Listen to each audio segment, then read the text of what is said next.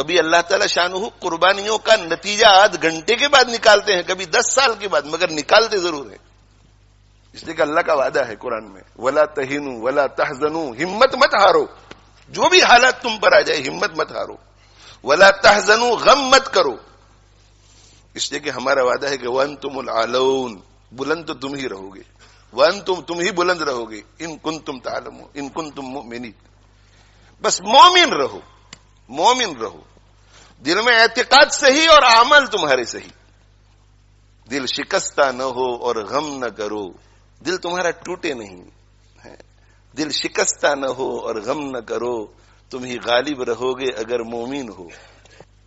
الاسلام یعلو، آپ صلی اللہ علیہ وسلم کا وعدہ ہے کہ اسلام بلند رہے گا۔ هو الذی ارسل رسولہ بالہدی ودین الحق لیظہرہ علی الدین کلہ، وعدہ ہے قرآن کا۔ اس لیے ایسے حالات میں شکوک شبہات میں مبتلا نہیں ہونا چاہیے، اللہ کی حکمت پہ یقین رکھنا چاہیے، اللہ کی حکمت پہ، اللہ کی حکمت بھروسہ رکھنا چاہیے، اور جہاں کہیں جو کوئی پریشان حال ہے، جس درجے کی پریشانی میں ہو، جس درجے کی پریشانی میں ہو، ان کا تعاون کرنے کے لیے جس طرح انہیں خود بھی اللہ کی مرضیات پہ چلنا ضروری ہے، پوری امت کے لیے اللہ کی مرضیات پہ چلنا ضروری ہے۔ اگر ہم ہمارے ان فلسطینی بھائیوں اور بہنوں اور بچوں جو معصوم ہے، جو انوسنٹ ہے، جن کا کوئی قصور نہیں ہے، ان کو کسی قسم کا بھی فائدہ پہنچانا چاہتے ہیں، فائدہ، اور بہت ہی مؤثر فائدہ، اعلیٰ درجے کا فائدہ، تو میرے بھائیو توبہ کرو اللہ سے، اپنے گناہوں سے توبہ کرو، اور توبہ کر کے عزم کرو کہ آج کے بعد ہم اللہ کے دین پر، اللہ کی مرضی کے مطابق چلیں گے۔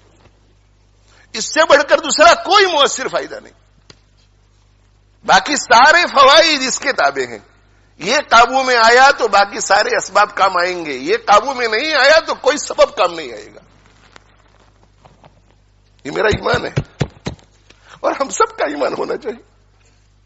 اگر اللہ ہمارا نہیں ہوتا تو کوئی سبب ہمیں کام نہیں آئے گا، اللہ اگر ہمارا نہیں ہوتا، اور اللہ ہمارا تب ہوگا جب ہم اللہ کے ہوں گے، اللہ کی مرضی کے مطابق چلیں گے، تقوی اختیار کریں گے، اللہ کو ناراض کرنے والے ہر کام سے بچیں گے۔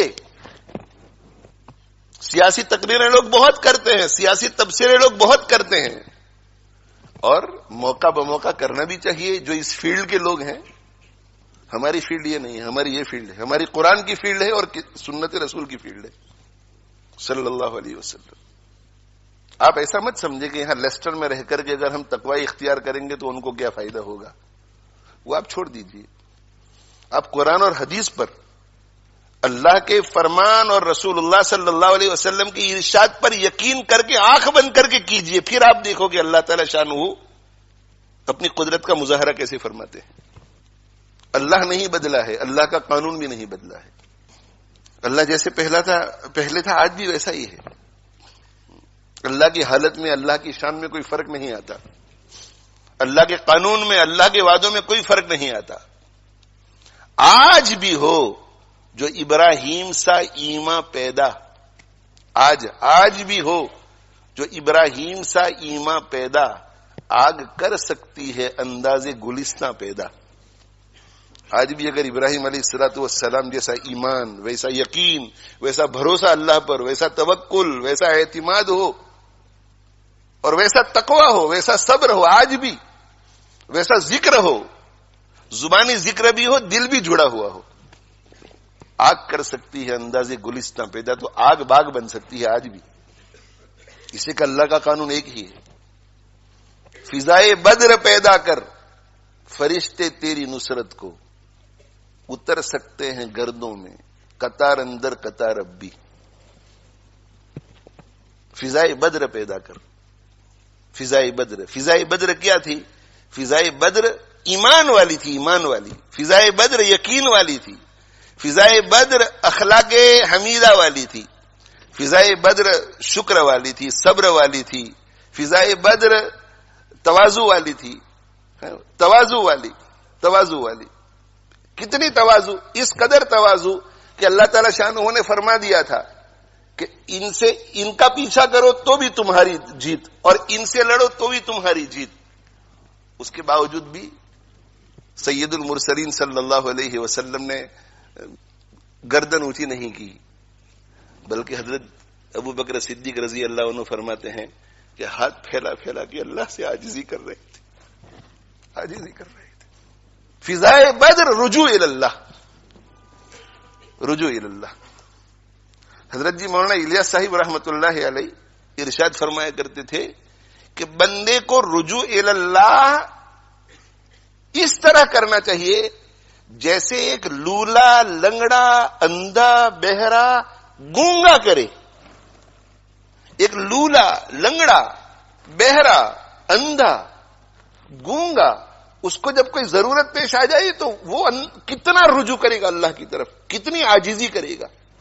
اس لیے کہ وہ جانتا ہے کہ میں چل نہیں سکتا، میں پکڑ نہیں سکتا، میں کسی کی بات سن نہیں سکتا، میں دیکھ نہیں سکتا، میں کسی کو پکار نہیں سکتا، اور مجھے بھوک لگی ہے، مجھے پیاس لگی ہے، اب میں کیا کروں. اس کا پورا بھروسہ اللہ پر ہوگا کہ اللہ ہی مجھے بچا سکتا ہے، اللہ ہی مجھے کھلا سکتا ہے، اللہ ہی مجھے پلا سکتا ہے. وہ کتنی آہوزاری کے ساتھ دعا کرے گا. تو حضرت جی مولانا الیاس صاحب رحمۃ اللہ علیہ فرماتے تھے کہ دعا کرو اللہ سے تو اس اپاہج، اس لولے، اس لنگڑے، اس اندھے، اس بہرے، اس گونگے کی طرح دعا کرو جس کے پاس سوائے اللہ کے دوسرا کوئی سبب نظر نہیں آتا. اور صرف دعاؤں سے کام نہیں بنتا بلکہ دوڑ بھاگ بھی کرنی پڑتی ہے، صحیح اسباب اختیار کرنے پڑتے ہیں. تو دعا اور دعا کے ساتھ جو بھی اسباب ہیں، ڈیمونسٹریشن لوگ کرتے ہیں، شرعی حد میں رہ کر ڈیمونسٹریشن کرو، پیٹیشن شرعی حد میں رہ کر کرو، ایم پی پر خط لکھنا شرعی حد میں رہ کر کے کرو، شرعی حد میں رہ کر. تقوی کا دامن ہاتھ سے نہ چھوٹنے پائے. اس سے اگر تقوی کا دامن چھوٹ گیا تو ہماری کوئی بھی محنت جو ہے وہ کام نہیں آئے گی. تو حضرت جی کیا فرماتے تھے کہ اللہ سے مانگو تو کس کی طرح مانگو؟ لولے، لنگڑے، اندھے، بہرے، گونگے کی طرح مانگو. اور محنت کرو تو کس کی طرح محنت کرو؟ محنت کرو تو اس کی طرح محنت کرو جو اللہ کو مانتا ہی نہیں ہے. جو اللہ کو نہیں مانتا وہ سارے اسباب کو اختیار کرتا ہے کہ شاید اس سے میرا کام ہو جائے، شاید اس سے میرا کام ہو جائے، شاید اس سے میرا کام ہو جائے. تو اسباب اختیار کرو، محنت